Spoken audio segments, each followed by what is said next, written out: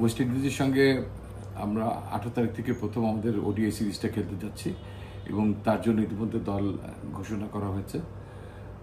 আপনারা সেটা দেখেছেন নিশ্চয়ই।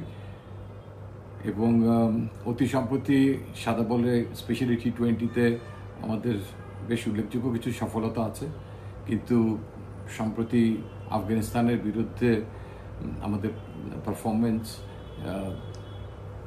আমাদের নিকট অতীতের সাফল্যকেও অ্যাবসলিউটলি ম্লান করে দিয়েছে।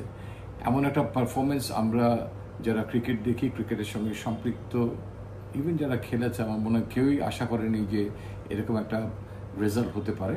তবে এটা ঠিক, এটা একদম এক্সপোজড হয়েছে আমাদের দুর্বলতা, আমাদের ব্যাটিংয়ের দুর্বলতাগুলো স্পেশালি ফুটে উঠেছে। সেগুলো আমাদের ডেফিনেটলি যত দ্রুত সম্ভব তা ওভারকাম করতে হবে। তবে আমাদের প্রতিপক্ষ এখন ওয়েস্ট ইন্ডিজ। আমরা আবুধাবি সেই পিচেও খেলছি না, হোমের নিজের মিরপুরের উইকেটে খেলছি এবং প্রতিপক্ষেও রশিদের মতো কিংবা অন্যান্য যে স্পিনার যারা ছিল অত্যন্ত উঁচু মানের, সেরকম স্পিনারদেরও মুখোমুখি হতে হচ্ছে না। এটা আমাদের জন্য একটা কিছুটা রিলিফের পয়েন্ট। এবং যে কষ্টটা বই বেড়াতে হচ্ছে প্লেয়ারদেরকে এখন, স্পেশালি যে এরকম একটা পরাজয় আমরা এত অল্প সময় পিচে অকুপাই করেছি, আমরা নিয়মিতভাবে 50 ওভার ব্যাট করতে পারছি না এবং এখন এই আফগানিস্তানের সঙ্গে তো একদমই হাফ অফ দ্য কোটাও আমরা ঠিকভাবে খেলতে পারিনি। তো এটা বুকে বয়ে নিয়ে বেড়ানোটা অত্যন্ত কঠিন একটা খেলোয়াড়ের জন্য এবং শারীরিক এবং মানসিক ক্লান্তিতে সম্পূর্ণ আচ্ছন্ন আছে প্লেয়াররা, এ ব্যাপারে কোনো সন্দেহই নেই। তবে এই দ্রুত মাঠে ফেরত আসা যেমন বিট চ্যালেঞ্জিং, যে আপনার এরকম একটা মাইন্ড সেট আপ থেকে, বিধ্বস্ত অবস্থা থেকে মাঠে ফেরত আসা, ঠিক একইভাবে আমি মনে করি যে দ্রুত সফলতার মুখ দেখে ভালো ক্রিকেট খেলে আমার মনে হয় যে গ্লানিটা আমরা আফগানিস্তানের সঙ্গে করেছি ব্যাটিংয়ে স্পেশালি, সেটার থেকে আমরা নিজেদেরকে কি বুঝলেন ভাই, অনলি যেটাই চাই রিকভার করে একটা সফলতার জায়গায় নিয়ে আসতে পারবো বলে আমি মনে করি। আর এই দলটা আপনারা দেখেছেন, এই দলে আফগানিস্তানের সঙ্গে যে দলটা আমরা খেলেছিলাম সেখান থেকে বোলিং ডিপার্টমেন্টে আমরা 5 সিমারের জায়গায় নাহিদ রানাকে দলে রাখিনি, সেখানে 4 জন আগের সিমার রয়ে গেছে এবং আমাদের ওপেনিংটা বরাবরই একটু সফল হচ্ছে না। স্পেশালি 50 ওভারের খেলা আমরা চাই যে একটু ডিপে পর্যন্ত যেন কেউ খেলতে পারে।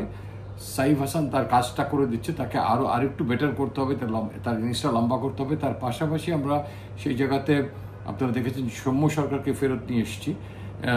তিনি সব অনেক অভিজ্ঞ একজন খেলোয়াড়, প্রায় 80টার মতো ওডিআই খেলে ফেলেছেন, প্রায় 10 বছর ধরে খেলছেন এবং গত বছরের শেষে নভেম্বরের দিকে ওয়েস্ট ইন্ডিজের বিপক্ষেই তার ব্যাটিংয়ে যথেষ্ট সফলতা আছে এবং সেই দলটার সঙ্গে আমরা খেলছি।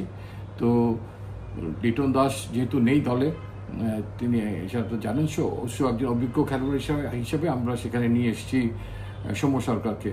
এবং দলের মিডল অর্ডারটা যথেষ্ট ভুগেছে, প্রায় সবাই বলতে পারেন ভুগেছে, রান খরায় আছে।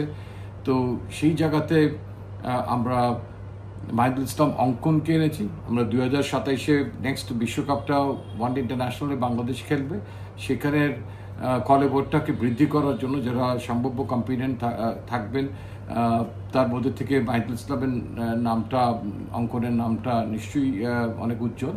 তো তাকে এনে এই ডেপথটা বাড়িয়েছি, যেখানে টিম ম্যানেজমেন্ট এবং ক্যাপ্টেনের একটা চয়েস থাকবে এবং এখানে যারা ব্যাটিং খুব একটা ভালো করতে পারেনি, 1-2 জনকে কিছু ম্যাচের জন্য ব্রেক আমরা দিতে পারবো, সেই সুযোগটাও এখানে তৈরি করে দেওয়া হয়েছে অঙ্কনকে নিয়ে।